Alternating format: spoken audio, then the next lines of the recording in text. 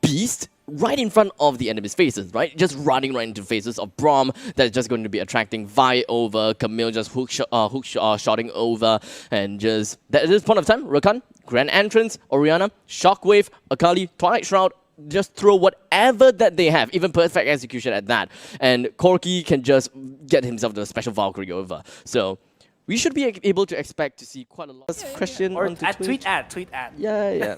You can tweet Oh it. look, Swirl has got. A little bit of skateboarding action. Yeah, I like that. Sorry. Okay, I'm good now. Let us take a look. Once again, ladies and gentlemen, game number 2 between Team Sequence versus Team Impunity. What's going to be happening here is that we're going to be looking at Akali fighting against Camille in the top Baron lane. We've got middle lane with Diana versus Orianna, and at the bottom lane with Corki alone fighting against Braum as well as Kai'Sa, because Rakan is just going to be moving about a lot between the jungle, the bottom, and the middle. So that is something that we should be expecting. The Grand Entrance coming from JW immediately jumps onto Raph as well as the Kai'Sa almost getting themselves a little bit of a kill here and there. The Void Seeker seeks out fake AD. The Wind's Bite also landed on the Corki, almost getting that kill with just a sliver of health remaining. My oh my, this guy have escaped death twice within 1 minute. But that's a big thing, because even if he didn't die, I mean, you still get the advantage, because you force the opponent to go back because he's critically low. And you can immediately see, look at this, Impunity, they're rushing to reset the wave. And by that I mean, when you're playing a lane, minions aren't just there to give you, or minions aren't just there to push the wave for you. They're also resources for your opponent.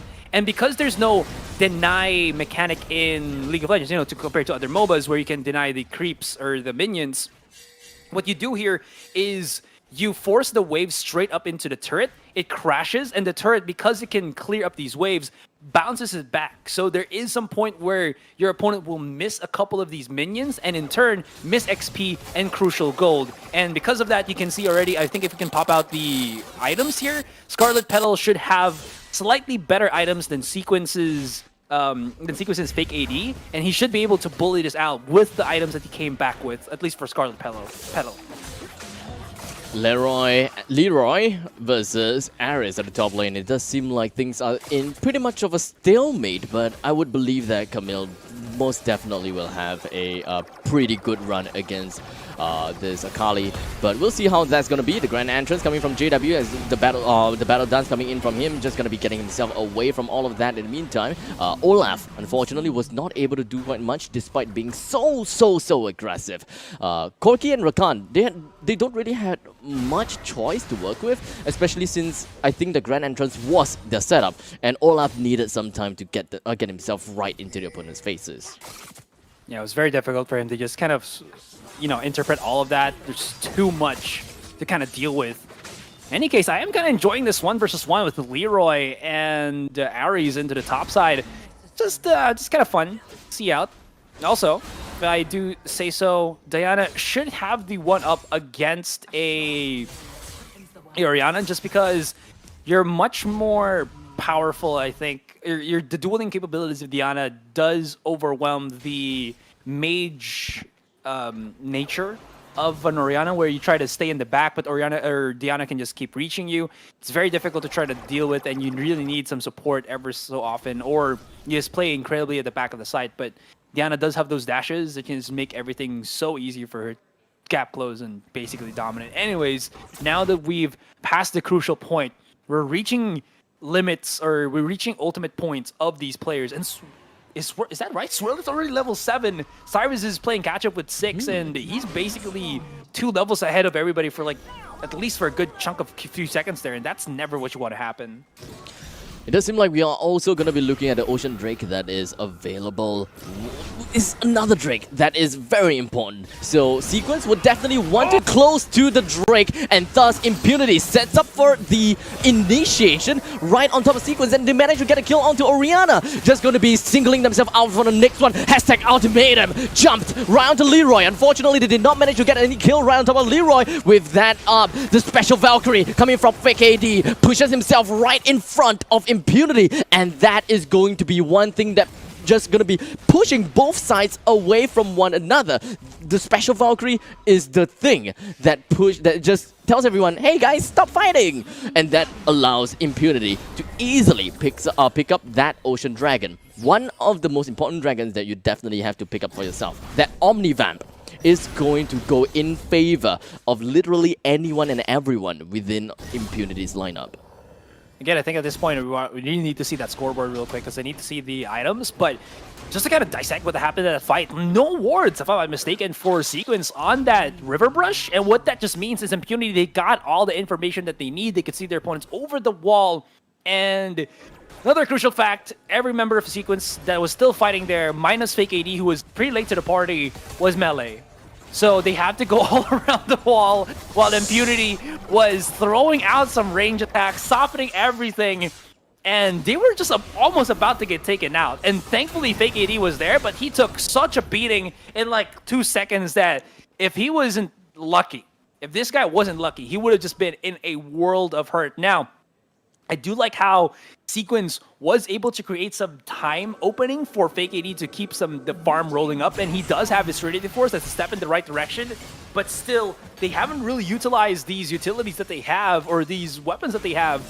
Not sorry, weapons, but items that they have to get that advantage, because you said it already, they got the Dragon, and cherry on top, you got the Rift Herald as well. So there's just Impunity knowing what they had to do. They're going to initiate a fight here. This is a 3 versus 2. But is Impunity going to just go right back in? And the damage is going to be insane. Fake AD, he has to reposition as there's just too much for him to handle, too much for him to digest. And as Jim uses the Ragnarok, he can't really get out of harm's way. And just like that, Team Sequence, they almost had a really good setup onto Impunity, but unfortunately they allowed Raph as well as I believe it was Aris just got away just right by their fingertips. And because of that very fact, Impunity did manage to just kind of recover themselves and just regrouped as 4 and allowed Impunity just kind of strike back and Sequence. It's really sad how Diana just went online over that fight and just put down quite a bit of damage onto Sequence. At this point in time, with Sequence not getting a single kill, it is very grim on their end. It does seem like the special Valkyrie allowed him to get himself away. The battle dance helped Rakan get himself away from Vi as well. Otherwise, the assault and battery, oh no, he doesn't have the assault battery, but the Vault Breaker would also be the one that just gonna be milling this Rakan down. Is it me, or if you're a Vi player, would you prefer your ultimate being called Vault Breaker or Assault and Battery? Because I feel like Assault and Battery feels like the first kill, and then the Vault Breaker's the ultimate. I agree, actually. I really agree. In the meantime, we do have Ragnarok just going to be put right on top on this Olaf, but unfortunately, because of Ragnarok, his HP just pretty much becomes a lot less beefier. Take a look at the HP, the casting rain coming from this Kai'Sa. It's not going to be enough for him to do anything. The GA pops right on top of the last member here.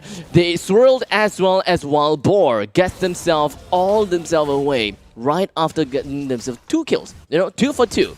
It's a pretty decent trade in favor for Sequence because this is their first 2 kill into this game, and that has helped them get themselves back onto, in some sense, in some tempo by getting by also getting the first turret in the top lane. This is some really great openings for Sequence. This, well, for lack of a better term, this sequence that the team is using right now, which is to just allow the Akali to play devil's advocate on the other side of the map, get her fed up, and everything revolving around Cyrez punishing Impunity's aggression in the jungle with his shockwaves really is allowing them for so much. But anyways, if you're gonna go into the river side without pretty much utility there, if you could just like show the Fog of War maybe later, you can see that there's very little vision for Sequence around their own jungle as well. So they're going into these angles, they're going into these corners with basically no vision whatsoever. So they're going in blind, and that's never what you really do because, surprise, surprise, there's the Bush Wookiee, Impunity, we're just waiting.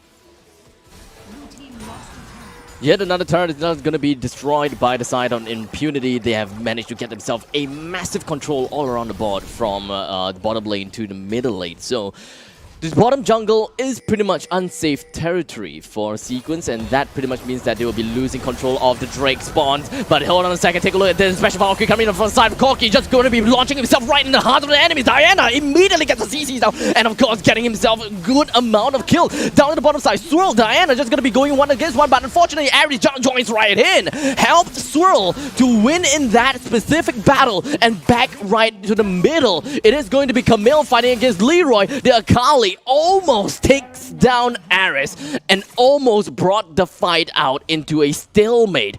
It became a 4v3, or rather a 4:3 kind of trade-off. Sequence almost made it into a stalemate, but unfortunately the goal lead is a little bit too high from the side of Impunity. They even have the Rift Herald that is just being spawned right in the top lane. So it is going to be, in some sense, a free lane at the top. Sequence have to immediately push priority up top. Thus, it's either going to be the Baron Asher that might be controlled, or perhaps the next incoming Inferno Drake. I love how the team fight just was set up by Sequence. Rakan ultimate into the special package of fake AD, and then they just kind of burn in the middle of all of that, but this could be just bad! Oh no, the flash and the Fault Breaker and Sequence, they built everything, but it was broken by Impunity, crumbled down. If you were like the little brother and you were making Legos and you got a big brother that just slaps it in front of you and says, "No, those are my Legos." It's basically Impunity doing the same thing, because they broke everything that Sequence was trying to build up in just a matter of seconds. That puts the name Vault Breaker into a whole new meaning. Vi is just initiating out of this world, and Impunity is not giving Team Sequence any chance to breathe at all. And in fact, Team Sequence probably should have expected that coming. They should have expected it. The Inferno Drake's cooldown, or rather the countdown, was not anywhere there. They have no information where the rest of Impunity is. They probably should have put a little bit more reinforcements up top, and the fight maybe would have went a little bit less towards Impunity's way if they had more manpower. Not just the manpower, but the lack of knowledge, vision for Impunity, or not Impunity, but the other side, Sequence here. They're going into the jungle pretty much blind and not expecting Impunity to be at the sides there. You already said Cordoba is a Vainglory veteran, and the thing about Vainglory is there's a lot of emphasis on getting bush control, and you can see Impunity is always ready at the seams to go for those aggressive bushes control. But look at that, Glacial Fissure sets everything up. There's a big fight right here. Fake AD is in a prime position to just go into the backline, and he dives right in, splits up the members here of Impunity, and this might be it. Be what they're looking for, but he dives too deep and leaves everybody, every single teammate that he has, open, exposed, and vulnerable. And when Fake AD comes back, he just might have given up his opponents to the wayside, but now because of the maybe, just maybe, he can bring some of it back. But the damage be done, he's the last man standing. He can get the kill onto Wild Boar, but look at where the Diana is, look where the Kaisa is. They're working their magic at the bottom side, and at least you're calling back to base. Be a 2 versus 1, which I think still could be punished, but still damage be done. Sequence base has opened up. Thanks to the help of Diana. Bottom lane inhibitor turret is down, but unfortunately, I think that previous team fight is a little bit scuffed on the side of Impunity. They underestimated the power of Corki, and Corki just allowed him to get himself like 2 kills into to his own name. Granted, yes, that is still a massive lead.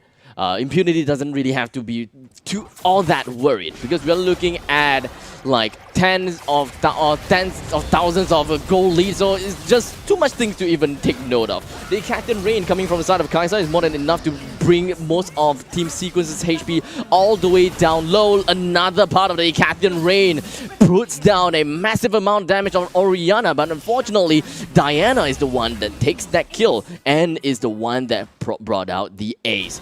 With 5 of Team Sequence down, Impunity did not care about the Inferno Drake, because they know, for as a matter of fact, this is their way of ending the game. bringing the Nexus down and giving themselves a 2-0 series. The dynamic changes. When you lose your first inhibitor turret, you're already at the point where It's a ticking time bomb. OMG, our Nexus is already exposed. Our Nexus is vulnerable. It's very easy to get that taken out if we do not manage our map control here. And it seems like Sequence, they just...